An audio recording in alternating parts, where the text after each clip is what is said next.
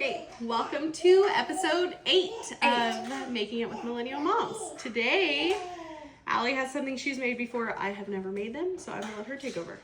I'm super excited. We're gonna make homemade yeast rolls. I love bread. Nothing better than a homemade roll. And if you have time to make the homemade butter, that's even better on it. Yes. It's super easy. You do have to let it have some rise time, but it's a lot easier to work with than sourdough, in my opinion, and a lot quicker. Probably not as many health benefits, but it's still homemade bread you're doing in your kitchen. So we're gonna start with half a cup of milk.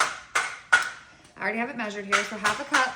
We're gonna pour it into a saucepan, and you literally just get it to right at a boil. And then we'll add in sugar, butter, salt. So I'm gonna get this going over here. You're gonna do half a cup of sugar, a quarter cup of melted butter, which I have here, and then we'll sprinkle in some salt. In the meantime, you're gonna take some warm water, half a cup, about 105 degrees, but like I didn't measure it, just not boiling, but warm, okay? And pour in 2 packages of active yeast. Make sure your yeast is not expired. I don't think it'll rise as well if it is. Will not. And you want to mix it, and you're going to let this sit for a few minutes to start to like activate. Unstick it from the bottom. Make sure you mix it really well. Filling. So I'm going to pour in the quarter cup of butter, half a cup of sugar,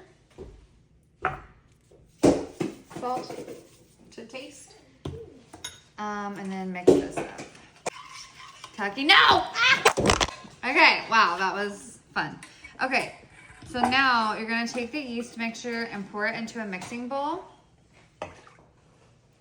You're going to add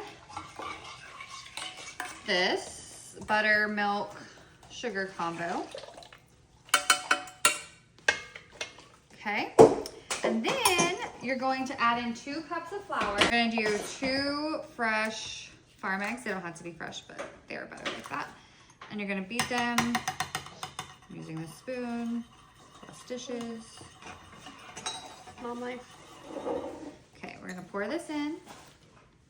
And you're gonna start with the paddle. And we're gonna take it over to the KitchenAid and mix with the paddle for a minute.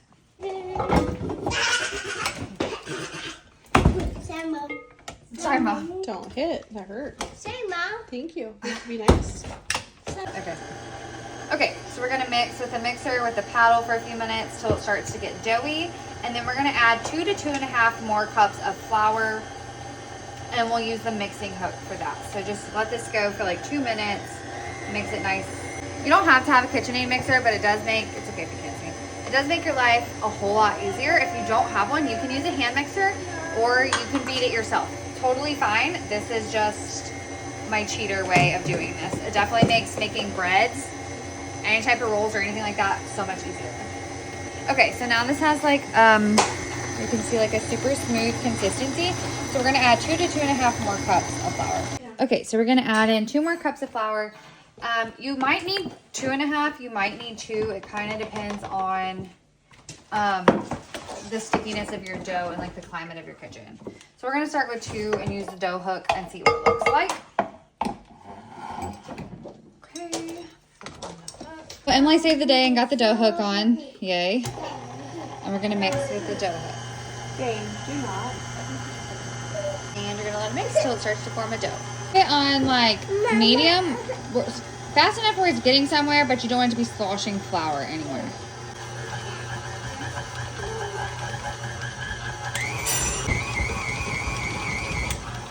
Okay, now that your dough comes together, we'll stop it and take it out and deal with it by hand for the rest of the time.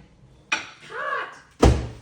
Okay, I melted this butter because Nikes. Okay. I'm gonna flour my hands. Burn my hands. Okay. Bowl to put the dough ball in when we're done. So I melted some butter to coat this with. Okay, you're okay. 1 second. Okay, we're gonna knead it out onto here. Oh, thank you. Can you wipe your hands? Can you go get your shoes? Do you want to go somewhere? Go get your shoes. Yeah. I brought my apron today.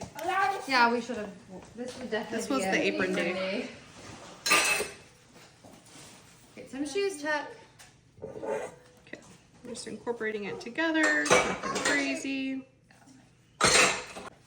what are we doing? I melted butter in this bowl, and we're just gonna kind of like move it around all sides.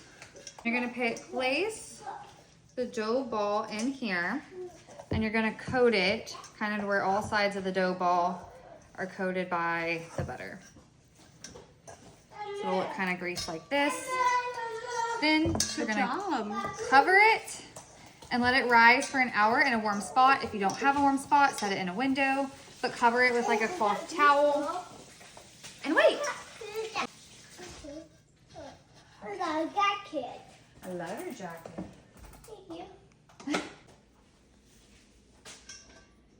Okay, so we let this rise for an hour. Now we're going to punch the dough down, punch it down, and then we're gonna knead and break into little balls, rolls. So this should go to about 20. So I'm gonna just roll it real quick. And then I'll just start breaking it off into little balls and rolling it up. And then I put them in this pre-greased pan. I just rubbed it down with butter, and you'll put them in here. You will let it, you'll cover and let it rise for an hour.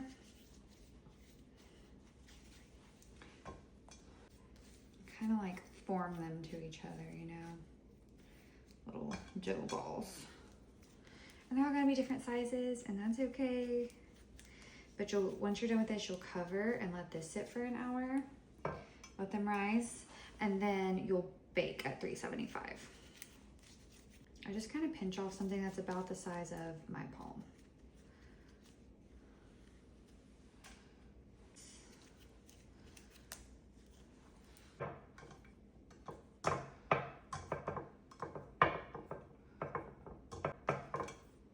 About 3 across and 5 down.